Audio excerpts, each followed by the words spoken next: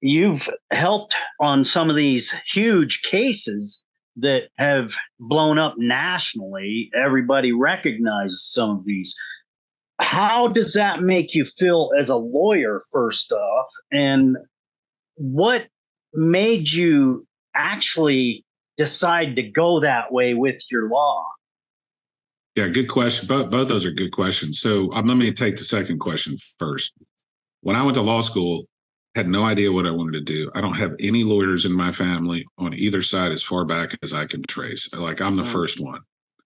Didn't grow up around lawyer. I didn't know a single lawyer growing up, not one. There was not a single lawyer in my neighborhood. Now the neighborhood I live in, there, but seems like half the people went to law school. But that wasn't the case in living on Air Force bases or living right off base. And so I really went to law school because when I was in college, I was a member of the Texas A&M Corps of Cadets, which is like West Point, and I was in a leadership position, and I was able to help some cadets that were having some problems, and I liked it. And so I decided to go to law school. But when I got there, I didn't know what I wanted to do. Well, the law school I went to, University of Texas, most people go to big law firms, at least initially. And so that's what I thought I was supposed to do. But my second year in law school, I signed up for an admiralty class. Only reason I signed up for an admiralty class was because someone told me the professor, a guy named David Robertson, was the best professor at UT Law School. So I went and took this class.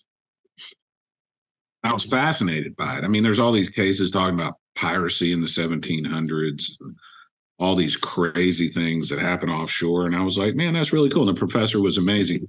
Didn't think about it again for 4 years. I graduated from law school. I go to one of these big firms, represent Fortune 500 companies, decide that's not for me, go to this small firm. And lo and behold, one of the partners does admiralty work.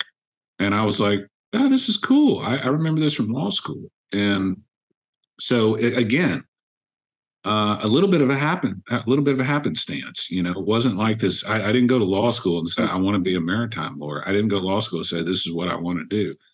I went to law school kind of with an open mind. And I can tell you, when I first got to law school, I was getting letters from Silicon Valley law firms as a first year before I even made grades, because I was a computer science major. And they were like, come be a patent lawyer. And so I was getting heavily recruited to do patent law.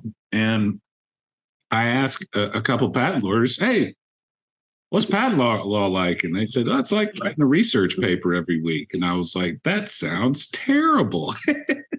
So anyway, I kind of stumbled into it, and it's a specialty practice. Not many lawyers in the country do it. I mean, I could probably list on both hands maybe 10 to 20 law firms across the country that do maritime work on a regular basis, at least on my side of the docket. But it's awesome. I mean, it's amazing. My most famous case was the Captain Phillips case, with people that may remember the American ship that got attacked by Somali pirates, and the Navy SEALs came and killed all the pirates except for one. And I represented the crew of that ship. That was on the New York Times, Dateline, and Good Morning America. And it was kind of crazy.